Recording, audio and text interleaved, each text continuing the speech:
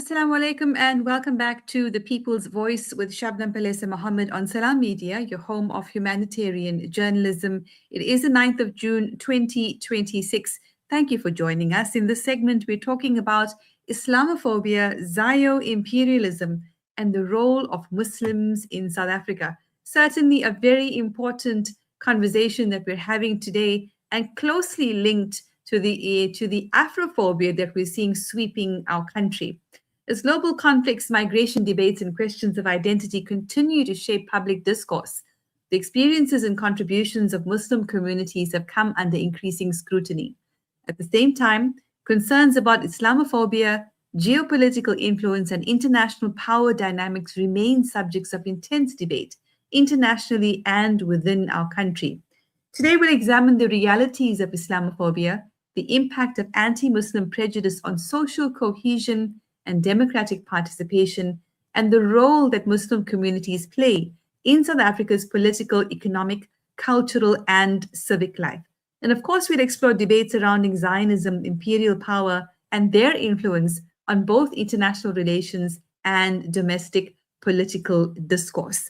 Joining us in conversation today is Mohamed Kharwa, who is a Durban-based entrepreneur and pharmacist, and Imraan Mukaddam, a community activist and consumer rights champion. Gentlemen, assalamu alaikum. Thank you for joining us today on The People's Voice. Wa alaikum assalam.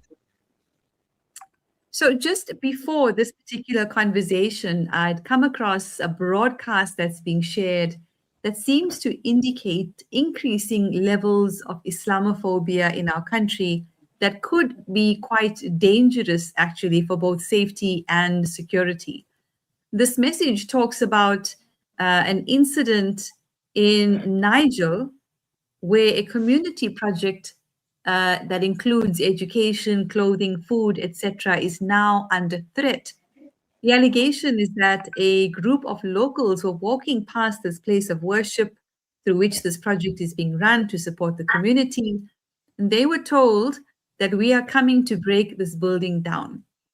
One of the builders that was present said, "We're South Africans and not foreigners. Our grandparents helped and assisted in the struggle," to which the response was, "It doesn't matter, we're coming to break this building down."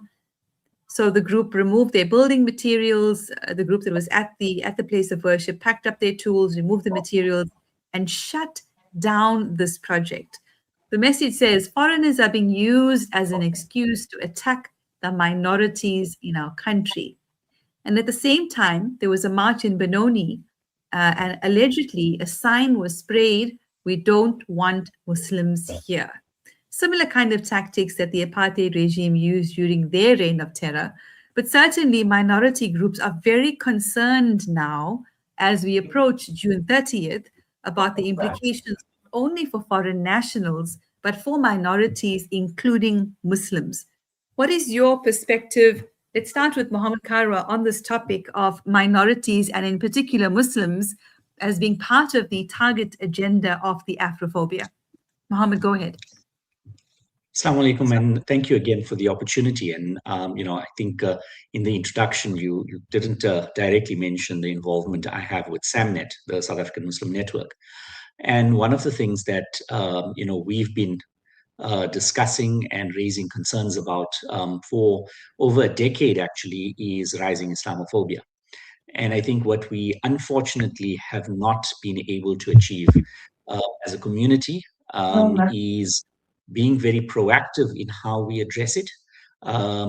We've seen this develop over time. It hasn't just arisen out of nowhere. There were signs for a very long time, including things like videos around, attacking or falsely claiming that, there's funding for all sorts of things through halal food, making ridiculous claims, etc. over time. Incidents involving different organizations as well, locally, and seeing influence from outside. What we are seeing now, I think, with the xenophobia, the Islamophobia, the Afrophobia, is actually a merger of a whole lot of different prejudices.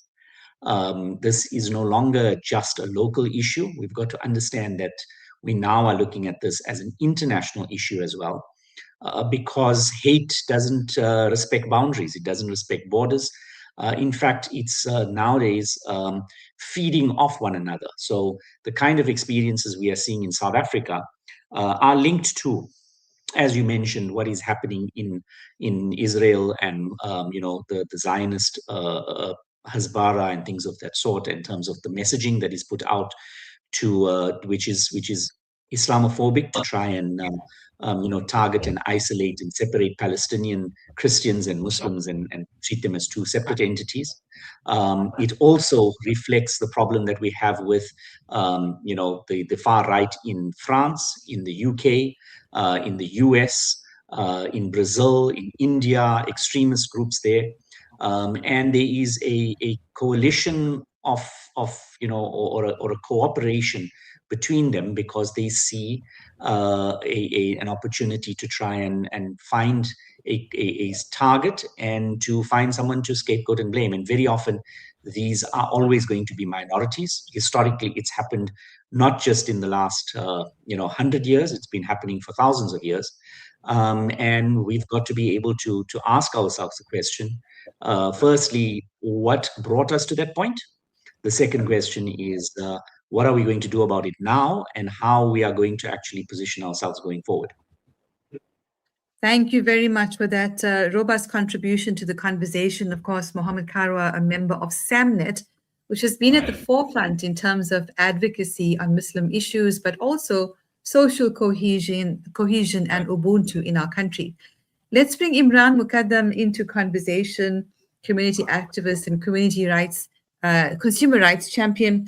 Imraan, is the mood similar in the Western Cape as it is certainly in KwaZulu-Natal, where the temperature appears to be turning up as we approach the date of June 30th, given that the Western Cape has someone like Gayton McKenzie, who is infamous for amplifying Afrophobia, xenophobia, clearly has anti-Islam or anti-Muslim tendencies, and is very much in support of the March and March agenda.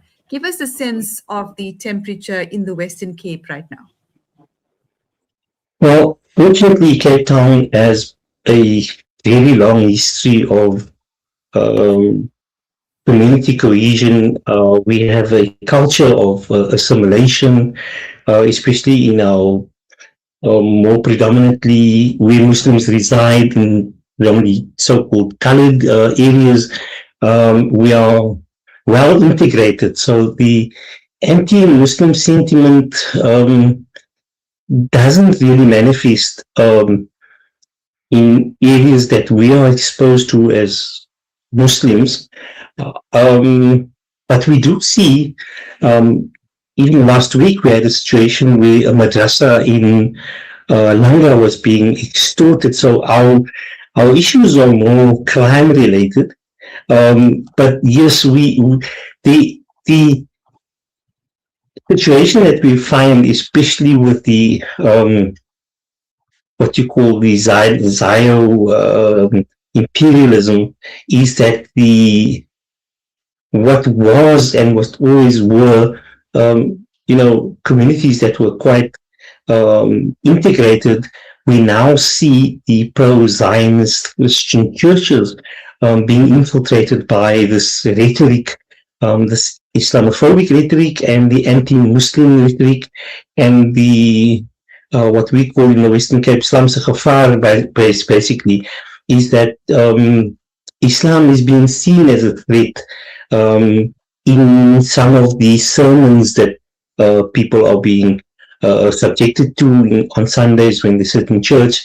And this is mainly because these churches are being funded and very well funded by Zionists. And so we're finding there a growth in anti-Muslim sentiment. But it's very difficult to manifest because we are so integrated. We are intermarried. We live close by. We trade. We work together. Islam is very well entrenched within the culture of, especially the Cape Flats. So we don't have the kind of exposure to anti-Muslim sentiment as you would find in, say, KZN. In the townships, it might be different. There, the sentiments would be against our Muslim foreign nationals who are trading in for instance, Galicia. They are exposed to that Afrophobia that I listened to earlier on in your show. So there we have a different dynamic, but the emergence of Islamophobia post 2023, post the genocide, that is what we're seeing now, is that the rise of Islamic sympathy with Muslims and especially with Palestine amongst Christians is what has made these pastors and a lot of these Zionists very scared, because when we do have our marches, when we do have our protest actions, we have people going to church with the keffiyeh. So, the pro-Palestinian movement has basically awakened a interest in Islam amongst our Christian and other faiths. And this is what they fear most, is the example that Muslims are putting out there in terms of our resilience, our quest for justice, our ability to stand for what is right. And these are the characteristics that they fear, because of Islam is the fastest growing religion in the world, in South Africa also, in the US, in Europe. And so the pushback by our, entrenched faiths is natural, I would say. But we need to counter this with,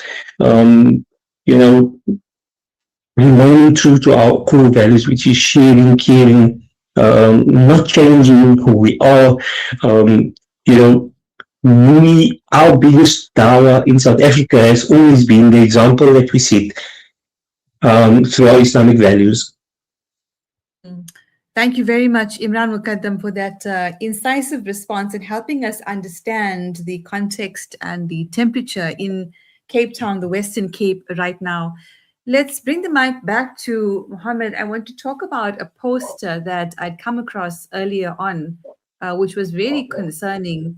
And it surrounds development in Ladysmith in KwaZulu-Natal.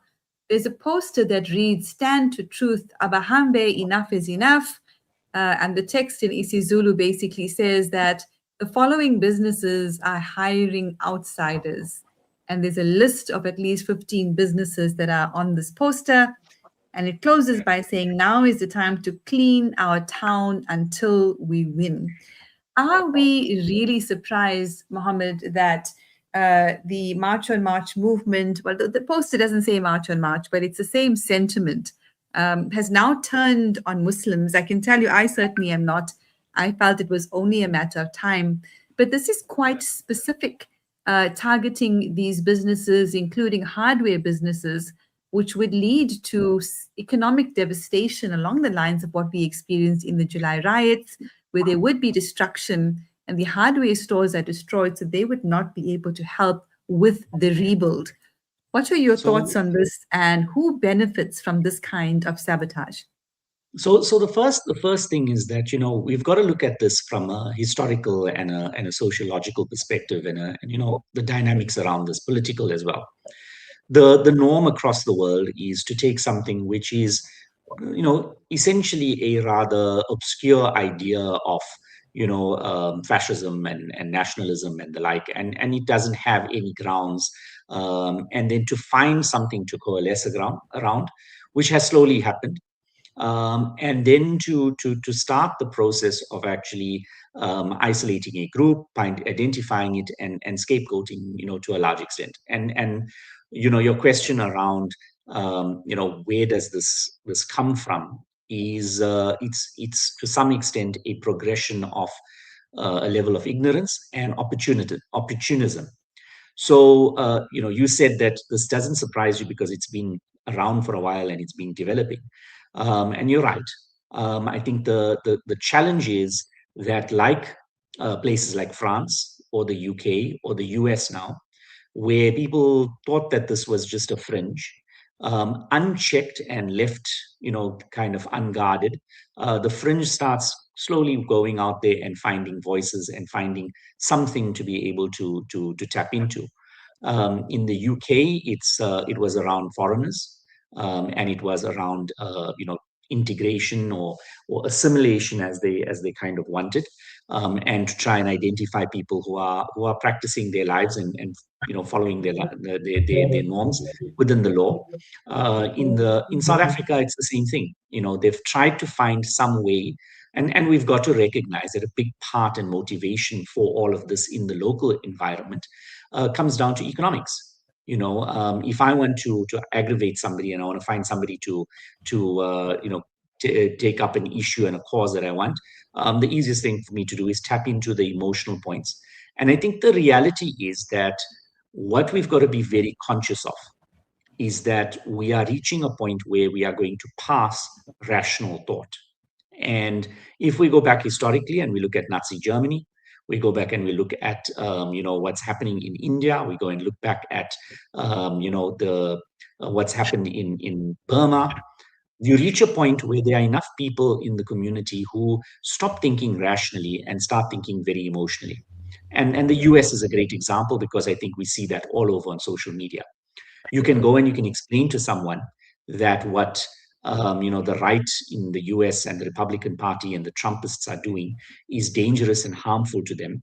It's taking away their health care. It is going to mean that they are going to be worse off in the long term. And you can't get a rational argument, and you can't rationalize with them. The same happened around Brexit. Brexit was a starting point, and that's the issue that we've got now. And the concern I've got, and I engage with a lot of different people trying to gauge what their thinking is. And I'm finding rational people who would otherwise have been able to understand, what I'm trying to make, and the point that you're trying to make, that people are people and criminals are criminal, and there are going to be as many South African criminals left as there are people who might be foreign, whom we might, move out. But in large part, the biggest economic damage that's being done in South Africa comes back to things that have been driven by South Africans.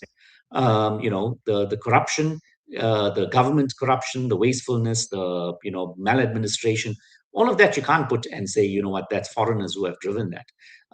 You've got to start off with the fact that there are South Africans involved. So the idea of that we're going to solve all our problems by getting rid of all the foreigners is exactly the same that the far right has done in France, or they're doing in Austria, or they're doing in Italy. Blame someone else so that you don't have to be accountable. And when you get to a momentum where rational thought is thrown out, how are you going to counter it? And that is my biggest concern at the moment, is that we are reaching a point where regular people, the person who works in a shop, the person who is sitting next to someone in a taxi, the person who is serving you at a takeaway or at a restaurant, the waitress, when they start believing something just because it's emotion, we run into a big problem. And I came across somebody who did some research recently, and they said if you track 100 years up to about 2010, I think, or sorry, the 1990s, I think it was, a lot of the words that we used in publications were around statistics, data, evidence. And in the last 20 to 30 years, it's just become all about emotion. You don't have to actually be able to provide evidence to something. You can say, and there's enough evidence out there to say that the claims that March and March are making are completely unfounded. You're trying to target something, and it doesn't matter, because now it's become a monster of its own. On the comment with regards to the Western Cape, and this is, I think, the other part that we need to actually address. Very often we get into the media and we get the stories that are the overt events.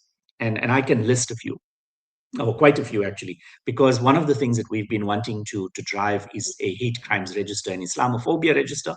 But nationally, we're part of the working group, the hate crimes working group.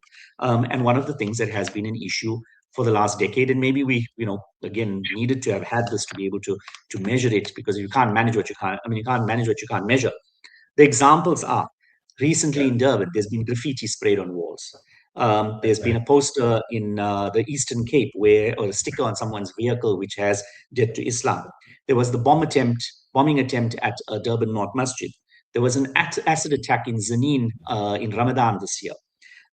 There's been endless number of issues with people in the workplace wanting to keep a beard or wear the hijab, or parda. Or we had a pharmacist who, the issue was that she can't go into the ward because of sleeves, despite the solutions that she offered.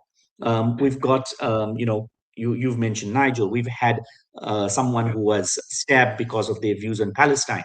A Muslim, lady who was killed, and her family was stabbed.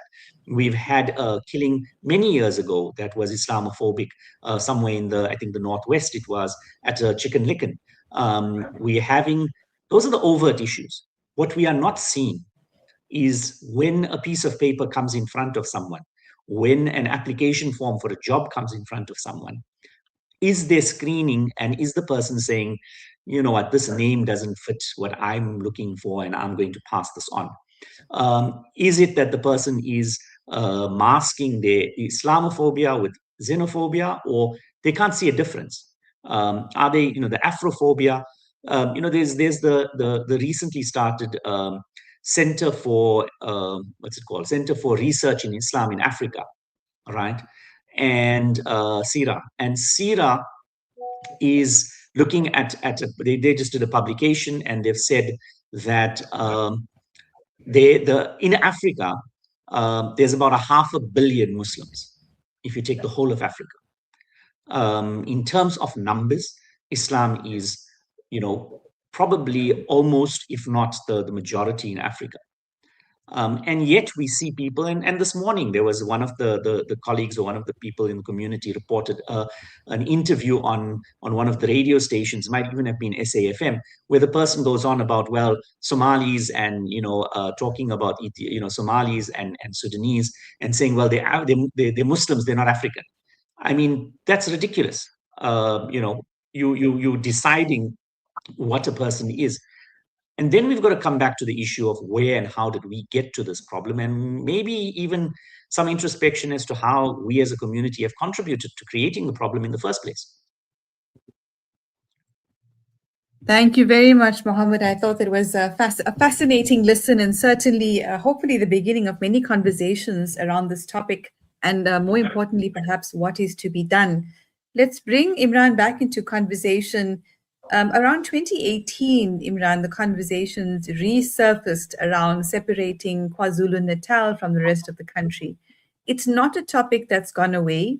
It certainly seems to be surfacing again as part of the discourse on Afrophobia, the future of South Africa, allegations around the country being a failed state, which of course opens up the doors for Zio-Imperialism, as they have done in Cuba. Similarly, of course, as we referred to earlier in the previous conversation with Tariq Jenkins, around this Philip Craig, this UK citizen, driving a move to separate the Western Cape from the rest of the country. As I see it, two of the strongest groups to push back against such a separation would be the indigenous Khoi and San people and the Muslims. Is that your assessment, and how much of a threat does it pose to those with the secession agenda? Well, interesting that you bring up this question. I read an article today in the Times of Israel by a Jewish commentator. I think his surname is Koshen. And I'll send you the link for the article. But essentially what they are saying is that the only way to save South Africa is to divide it up into ethnic states, because only through ethnic states will South Africa be able to lift itself out of the economic quagmire that we are in, and will we see, according to this commentator, the growth, because South Africa, or all countries that are ethnically forced, different ethnic groups are forced to coexist, eventually ends up in failure. And this is the point this commentator was trying to make.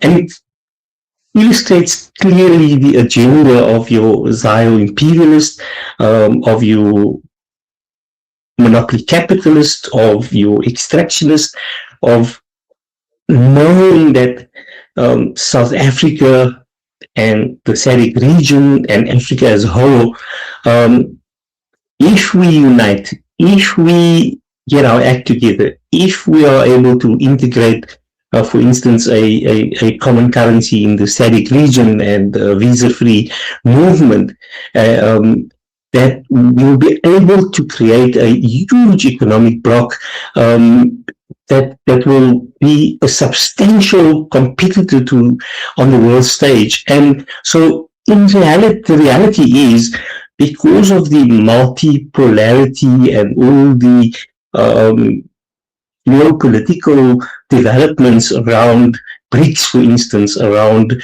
South Africa's position on the ICJ case, South Africa's position on possible nationalization of our mineral wealth, South Africa's position on Cape Town, for instance, being strategic in terms of the Cape of Good Hope. The ideal US scenario would be to have a military base in Simonstown or Saldanha Bay. So we have this foreign agenda. We have an agenda that is definitely undermining the best interests of South Africans and of South Africa as a sovereign state. And we need to be mindful of this, that the agenda is specific in that it wants to destabilize South Africa, and the Afrophobia and Islamophobia are convenient tools to use to create the kind of chaos and instability that is needed to agitate further. And we all know this: if after June 30 there are no foreigners, the next will be the Indians and the Muslims, and after that possibly the Chinese, and after that possibly the whites. And it's never going to stop, because this is what happens when you advocate ethno supremacy, as is happening in KZN, where half-naked men run around in tribal attire, basically harassing and intimidating and creating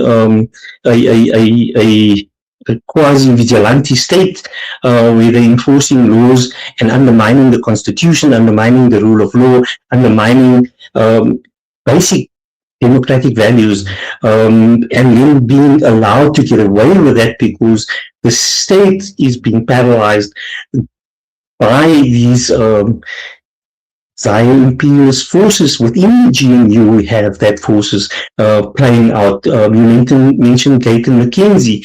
Who is funding Gayton McKenzie? Who is funding Action SA? Who is funding Operation Vidula and March and March? It's the same Zionist funders that has a specific agenda, and which is to never allow South Africa to reach its full potential, because then their monopoly and capitalist interest can never be achieved. So we are very extremely vulnerable as we are, and it's an important point in South Africa's history that we need to stand firm and assert our own sovereignty in terms of that South Africa and Muslims in South Africa plays an important role, because we are punching above our weight in terms of influence, in terms of economic activity. So we have a role to play as Muslims as well in ensuring that South Africa stays the course that we've done for the past 30 years. We've not been perfect. A lot has gone wrong. We have endemic corruption. We have, so much that needs to be fixed. But your previous speaker, I don't recall his name, but he mentioned how fortunate we are to live in a country where we do have access to free medical care, access to education and NSFAS, access to 350 grants for unemployed people. to a housing subsidy, to a startup capital if you need it for businesses. There's a lot going for our country, and we need to basically advocate around the positives in order for us to regain confidence in who we are as a nation and what we have as potential to achieve. And this is not happening, and because we're allowing, and especially the media needs to be called out. Jacinta Ngobezi Zuma has become she's in everybody's face, not because she's that powerful or she has anything powerful to say, or that she really is significant in anything that she does, but because the media has allowed her and given her an Operation Dudula so much attention that they are the major contributory factor to the instability that we see, because they are amplifying these negative fascist voices and these right-wing voices, because the media itself is being directed as part of this agenda. And we have to call all of these out as well, that there's a need for us to really tackle all these destabilizing agencies and identify them and find ways to deal with them. Not necessarily draconianly, but not allowing them to get away with what they've been allowed to get away with so far, in terms of where people are being assaulted and being intimidated and being harassed in the presence of law enforcement, in the presence of police. In Cape Town, we have much more xenophobia by the City of Cape Town law enforcement than by any other element in the community, because the city itself has an agenda to undermine the local informal economies. So, I mean, I certainly myself have experienced being asked for my ID to identify myself to access a hospital in Durban, KwaZulu-Natal.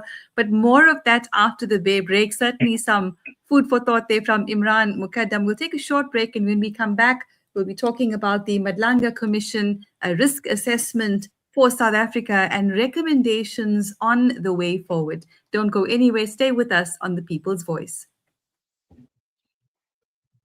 Searching for elite local and international investment and advisory services from an award-winning firm? Look no further than the Belmont Meyer Group, your gateway to unparalleled investment and wealth management. At Belmont Meyer, we believe in the art of wealth creation, a meticulous process fueled by our unwavering commitment to excellence. With a focus on providing elite alternative investments and quality advice, we also pride ourselves on maximizing value for our esteemed investors, as seen through our consistent outperformance. Your financial success is our top priority. Join us at Belmont Meyer and experience the difference firsthand. Ready to embark on a journey of greatness? Contact us today. Reach out to the Belmont Meyer Group on 078 786 1698. Call or WhatsApp or email us at info@belmontmeyer.com. Elevate your financial future with Belmont Meyer, where every detail matters. When you give water, you bring life to drought-affected communities, providing fresh water for drinking, cleaning, and growing. Your support helps Islamic Relief implement water, sanitation, and hygiene projects, providing clean water to communities around the world. Donate now to Islamic Relief.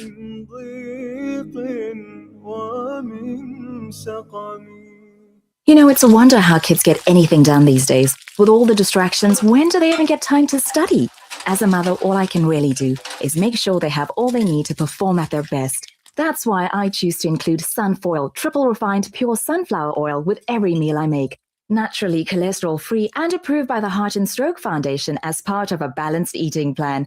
So whether I'm cooking, frying, or baking, I know every dish will be a wholesome one. Sunfoil, now we're cooking. When the perfect blend of stylish decor, exquisite halal cuisine, and warm hospitality come together, it could only mean Al Bayt Lodge. your true home away from home. Al Bayt is the ideal heaven for families, business people, and tourists with its 4-star family rooms and other luxurious facilities. Conveniently situated close to Port Elizabeth Airport, the beach, and other amenities, your stay will be truly unforgettable, as you'll be taking home lasting memories of the warm hospitality, the serenity and tranquility that Al Bayt has to offer. For reservations, call 041 583 6415 or visit www.albaytlodge.co.za. Tonight, a child in a shack will try to sleep through the cold. No heating, no insulation, just thin walls and a biting cold. African Muslims Agency is on the ground, reaching families in informal settlements across South Africa with blankets and winter essentials. Help us spread warmth this winter. For 180 Rand, give a blanket. For 360 Rand, a full winter pack. One gift, one less night in the cold. Africa Muslims Agency. Empowering, educating, inspiring. Are you banking with convenience, transparency, and flexibility? With Al Barakah Bank's transactional banking account, you can enjoy convenient everyday banking designed around your needs. Benefit from zero fees on point-of-sale transactions and manage your banking easily through Al Barakah's secure mobile banking app and internet banking platform. From everyday payments to managing your personal or business banking, Al Barakah makes banking simple, transparent, and convenient. Visit albarakah.co.za to learn more. Al Barakah, your partner bank. Al Barakah Bank Limited is an authorized financial services and credit provider. Listen to something fresh. Listen to Salam Media, your humanitarian broadcaster.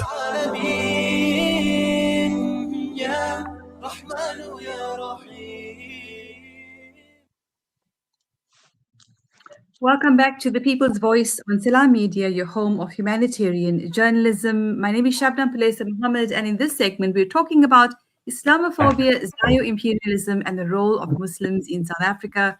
Our guests, Mohamed Kharwa and Imraan Mukaddam. Let's come back to Mohamed. You know, the Madlanga Commission has been horrifying, to say the least. It is, of course, the latest in a series of these commissions that most people have lost faith in because there is little to no accountability. But at the same time, we wonder what would happen if the energies of March and March were turned against the corruption of the billionaire class that are driving the corruption of these politicians. We are aware, of course, that we face many risks as a country, and we would benefit from uniting with all these various movements. Just some of these risks, apart from the corruption that I've just mentioned, is the fact that during a recent BRICS military exercise, the foreign-owned oil companies in our country refused to fuel the Russian ships. And at the same time, our government, despite the ICJ case, refuses to prosecute over 400 IOF recruits who commit genocide in Palestine and then come to live among us. What are your thoughts, Mohamed, on the risks that we face to the sovereignty of our country and the critical need for South Africans to unite against those external forces?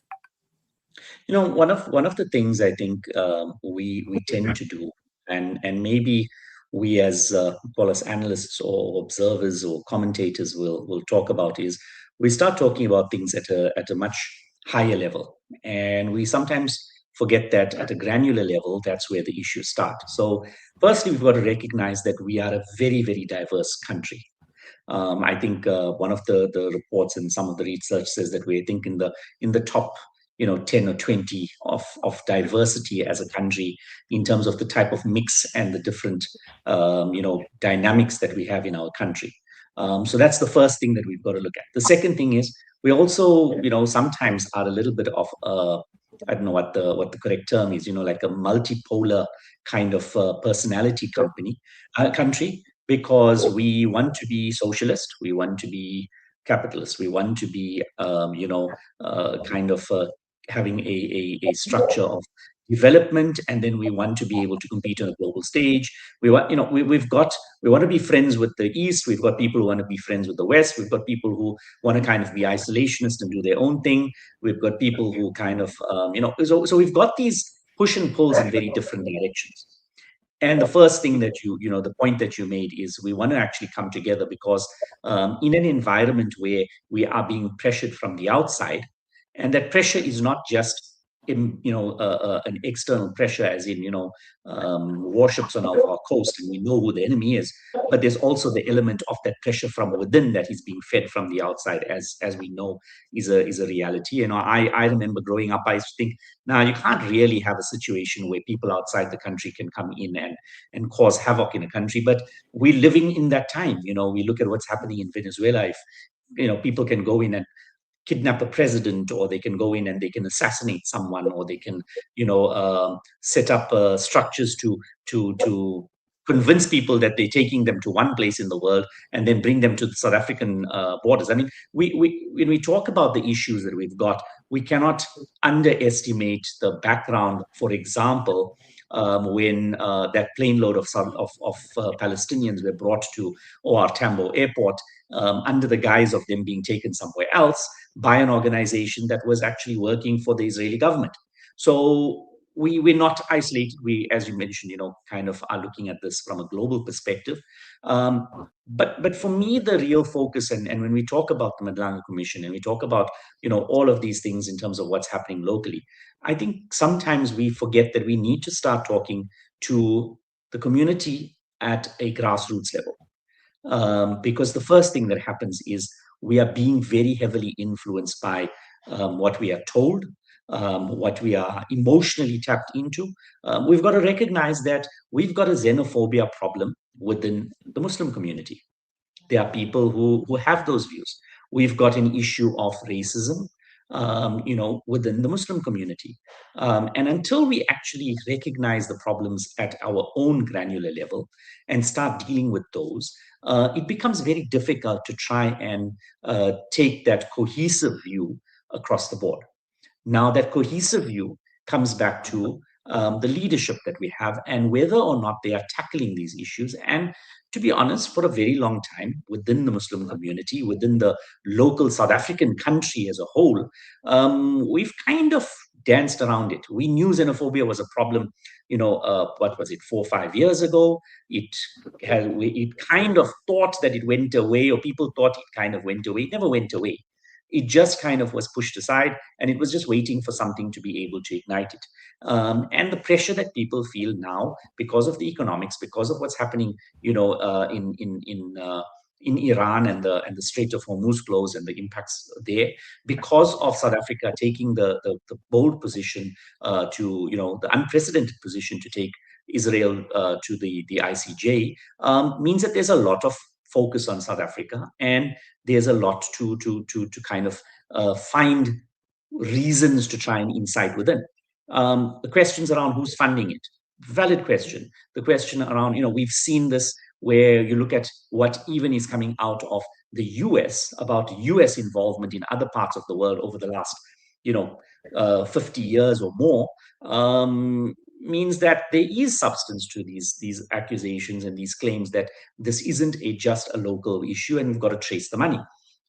But what can your listener out there do? What can the listener out there actually address? I mean, if I'm working in an office every day, or I'm working in a retail store every day, I'm an employee, or maybe I'm the employer, or maybe I'm a branch manager, whatever it is, what can I do? Because it's one thing for us to have this very high level conversation. And I think that's where we need to start, because until we can get the conversation in our workplaces, in our classrooms, on our campuses, in our masjids, in our, any environment where we are mixing with people, until we can actually bring our neighbors together and say, look, we've got a problem, we've got to deal with it.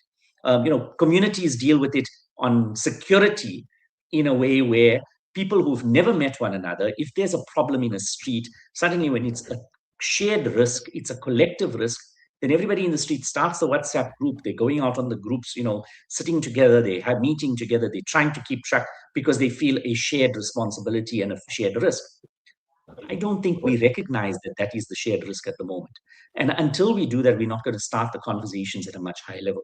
What we would like to see, and this is, a SAMNet kind of a thing that we've been talking about for a very long time, we've been trying to get the people of influence to be able to raise, is we need to start having conversations, whether it is from the mimbar, whether it is on the media like we are doing tonight, whether it's in conversations, in the evenings where we organize and we say, let's start talking about these things, but with people who understand it a lot more, not someone who just is in a position of authority, but someone who understands the context to it, and start changing our own minds until we have people who start saying, where is the common human values that we have as a community?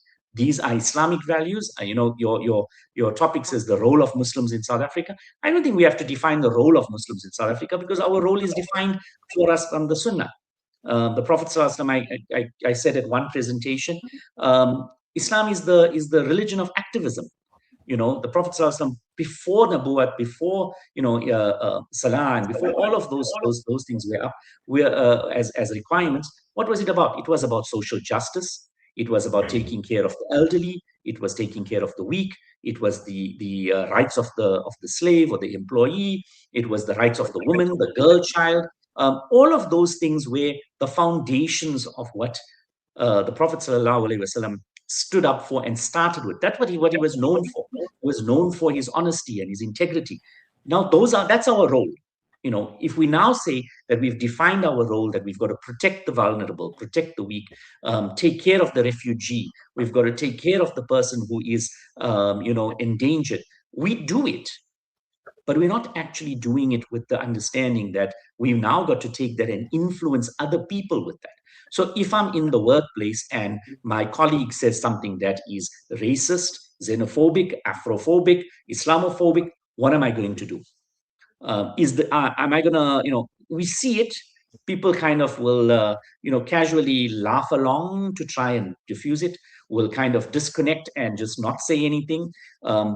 Or do we go in there and do we fight back and then create, again, that irrational situation where the person now is not listening because you're screaming and shouting at them? Or do we actually sit down and have a debate? And how do we debate with people? And sometimes the person you are debating the issue with, maybe that irrational person you're never going to change, but it's the rest of the audience that's listening. What are the rest of the people in that office space taking? What are the rest of the students in that classroom taking? How do we actually bring that? The other thing that we've been talking about is we are very isolationist in many ways. I mean, one of the imams locally gave a Jummah talk, and he described it, and he said, very often our Muslim communities live in a circle, which is our little bubble. And in that bubble, we focus on a triangle. We go between our work, our home, our masjid. And that's the kind of space that we operate in. And he says, we got to stop doing that. We got to now start going outside of our bubble. It's very uncomfortable. But whether it's issues of the environment, whether it's issues of security, whether it's issues of, economics, we've got to start going outside that environment, and we've got to start discussing it. And then we've also got to invite people into our environment. So as SAMNet, we've been, driving the message of mosque open days for the last 15 odd years. I think it is maybe 10, 15 years that we've been doing this. Until you actually invite people into the masjid and create the opportunity for that, then what are they going to assume we are doing in the masjid? Until you actually humanize yourself, it's very easy for someone to do the opposite. Until you go in and you invite the person from the local church to come and share in a program. We could do a community cleanup. We could do a program where we're picking up litter, but you do it together.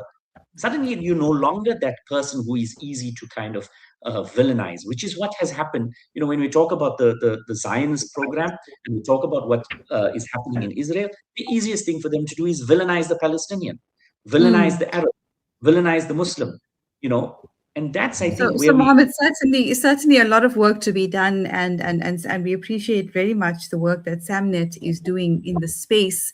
And of course, we need to have many more conversations. One of my favorite activities is to have conversations with domestic workers and retail workers and taxi drivers and get a sense of how people are feeling on the ground about what is happening on a day-to-day basis, but also in respect of their fears and concerns around 30th June and what happens after that. So absolutely important conversations and initiatives that we need to embark on consistently.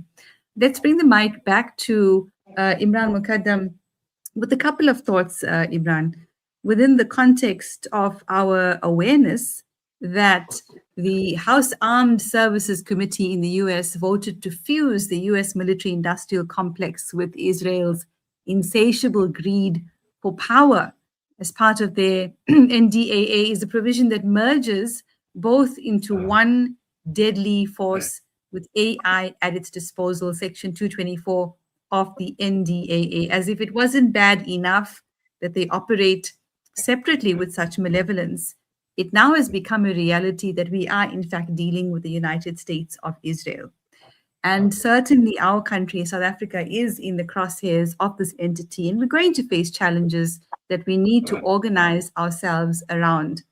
What I would like to hear from you is, with the impending 30th June arriving, what could happen is what we saw in the July riots with the destruction of infrastructure, which would dampen, if not stop, the humanitarian efforts of Muslims in our country, who are very much dedicated to development, to welfare, to humanitarian support. We might see all of those supply lines shut down if 30th June ends up being as horrific as the July riots were. How do you think the Muslim community will respond to that? Even the Ngizwe, Mtunus, and Jacinthas of our country, who sometimes are quite mocking about Islam, have got to realize that our humanitarian priorities are very important to us as a Muslim community in serving our country. Your thoughts? Well, exactly. The issue I want to raise is that Dr. Imtiaz Suleiman was given an honorary doctorate at the University of Cape Town recently. And there was such an enormous pushback by the Zionists and such an enormous pushback by some of the Afrophobic elements. And suddenly, gift of the givers is being seen as a threat. Where for the past 30 years, they've been filling the gaps wherever the state failed in terms of humanitarian issues and aid that is required. I think as Muslims, we need to continue our focus on humanitarian relief and humanitarian intervention and broaden that. Locally we have an organization called SANZAF that is working in schools with maths literacy and tutoring at a lot of the impoverished schools, trying to bring up the matric results, and so Muslims must continue with our responsibility to build a society that is cohesive, that is peaceful, and that is tolerant. And we have to inculcate those values in our own circles as well. And we come from a history where, especially in certain sectors, Muslims have failed, Muslims have been racist, Muslims have been Afrophobic. And that needs to change. And also, the speaker mentioned the way this triangle work was going, small bubble that many of us live in. We definitely need to come out of that and become active citizens, become involved in neighborhood watches, and become involved in civil society structures outside of our mosques, outside of our ethnic and cultural and religious confines, and merge with the broader civil society movement that speaks around issues of justice, around issues of freedom of speech, around issues of housing issues. We've got so many issues where the state needs to be held accountable. You mentioned the Matanga Commission, and we're seeing all the we basically binge watching these commissions to be to a certain extent even entertained at the level of corruption and how low our state institutions have gone and fallen. But we as a South African culture, we are still having these commissions. We are still able to air our dirty laundry the way we do. Show me other countries that do the same, that are able to hold the legislature and the police to the level of accountability that the Madlanga Commission and the Zondo Commission has been doing. We're not seeing the kind of results in terms of arrest and prosecutions yet, but what we are seeing is that there is a concerted effort to tackle the problem of corruption. There is a concerted effort it's not being swept under the carpet.